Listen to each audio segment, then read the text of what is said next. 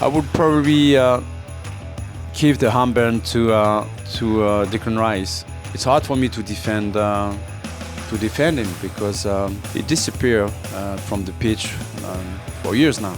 To be honest with you, I'm not really interested about the Ballon d'Or. I really like this guy, as a striker, but as a human being as well. Martin Odegaard, obviously Arsenal's captain, but has had injury problems over the last few years and missed quite a few games. I see some of your former teammates saying potentially he's not the right man to captain Arsenal. I know we spoke about that last time. What's your thoughts on that? Obviously he's very talented, but he's not always available, which is a shame for Arsenal. Yeah, but he's very appreciated by his teammates. Everyone respects him in the dressing room. Fans loves him as well. The club as well. All the people that work at Arsenal, they loves Ødegaard. But I would probably give the handband to Declan Rice.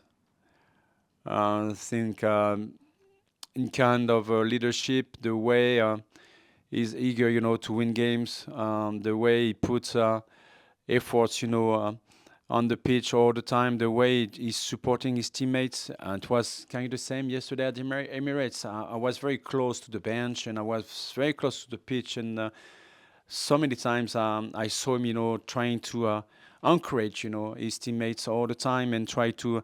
He's not at his best level actually, Declan Rice, from the start of the season. Step by step, he's like a diesel, That reminds me when I was a player, because it always took for me a couple of weeks to be at my best level, And I think it's kind of the same, his engine is more difficult, to bring 100%. But in terms of leadership, his commitment, I think his character as well, and I like this guy because of what he's doing on the pitch, but as well outside the pitch. I never heard anything bad about him. He's quite opposite of a lot of professional footballers actually that's dealing so much on the social networks, and this guy is very shy and he's very quiet, and I like it. Moving on, Raheem Sterling's situation at Chelsea, obviously, it looks like the PFA might be getting involved. Enzo Maresca has said, he's not part of the plan, so he's not going to train with the team. What do you make of that situation? Because obviously it's not nice for anyone at the moment, I think. It's hard for me to defend him because he disappeared from the pitch for years now, and since he signed this huge contract, he's not the same player on the pitch. So he had chance, to prove that he was still a very good player. So many times, clubs or manager put confidence on him, and he failed. So I can understand that it's very difficult for him to go through this situation. But this is the world we're living in. When a club doesn't want a player, this is something happening. When a player doesn't want to stay at a club, he will do exactly the same. Look what happened with Isaac, with Newcastle. So I'm surprised when people are surprised about that. And I'm surprised that people feel embarrassed and feel pity for people who are in this situation. At the end of the day, I think that Sterling could have made the best services for himself by trying to do a deal, with the club. If he wants to stick with the contract he has, then he has to understand there is consequences for that.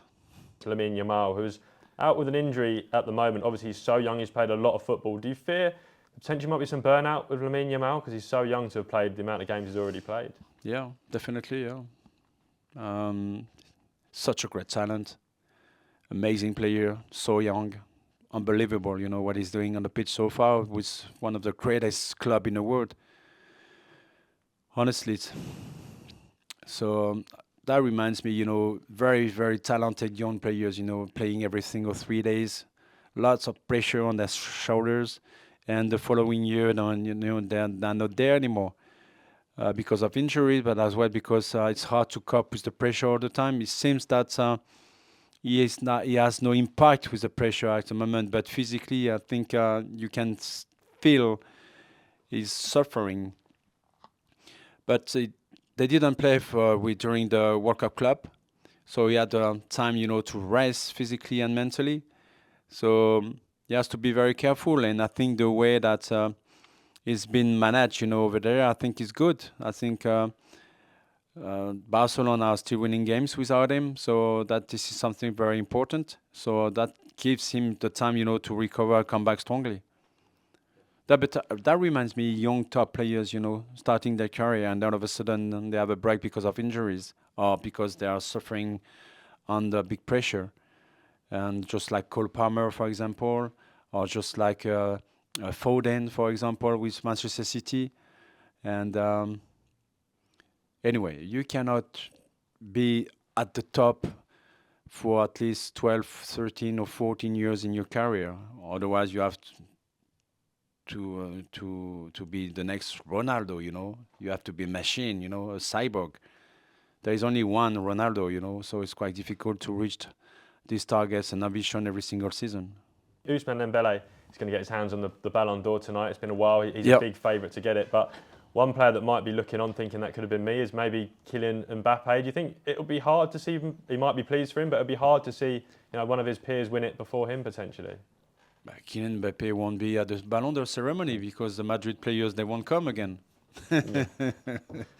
And Ousmane Dembele, they're playing tonight, I think, are they? I think Dembele will be a Ballon d'Or, yeah. Yeah. Yeah. He has to be a Paris Saint-Germain player, honestly. Right? So they won everything except the World Cup club. They've been amazing on the pitch. Dembele has scored so many goals. But I think he's not the only one that can pretend, at Paris Saint-Germain to be Ballon d'Or. I think Hakimi, the right back, has been unbelievable. Donnarumma as well.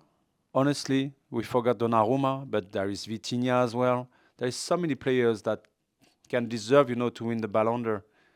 But because of the new rules as well, it changed so many times, so I don't know the rules anymore. So, but to be honest with you, I'm not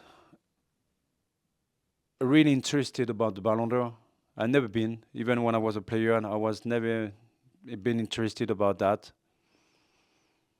Because I still believe that if you put away the football reason, it's a huge marketing thing, so not really interested. And maybe favourite for next year's Ballon d'Or, Harry Kane. He's got 13 goals in 7 games. Is he leading the race? Do you think that would be unbelievable, no? Right? This guy is a scoring machine, Everywhere he goes, he scores goals. And how old is he? 33? 32? Yeah. Okay. He's got all my respect for everything he's done so far at Tottenham, but as well in Bayern Munich, with the Three Lions as well. I think I really like this guy, as a striker, but as a human being as well. Erling Haaland got to 50 Champions League goals this week, the youngest player to ever do it. Stats. Ronaldo, 140 is the record, which is incredible. But at the moment, you'd have to say he's got every chance of beating Ronaldo's record, hasn't he, Haaland? I'm so tired with these records all the time. It's all about stats. This is why we see sometimes selfish behavior on the pitch all the time. I'm the one who's gonna kick the penalty. No, give me the ball. No, I want to fight with you, and I've seen that again last week. I can't remember what was the game. The manager was so angry, on the bench, screaming at his player because there were 3 players fighting for the ball to take the penalty. Come on. What, for the stat? Yeah, I come from a generation where we didn't care, except the striker. It's always the strikers, They are so focused on their stats. I think most of them, they don't care when they lose the game if they score 2 goals. So forget about the stats. Maybe that's where Messi's slightly different. Do you see Haaland as being similar to Cristiano Ronaldo in that sense, about he wants those numbers for himself, he wants that record? So those guys, they want to break personal records, to stay in football memories. Good. So yeah, my advice for them is to change sport and to do something else.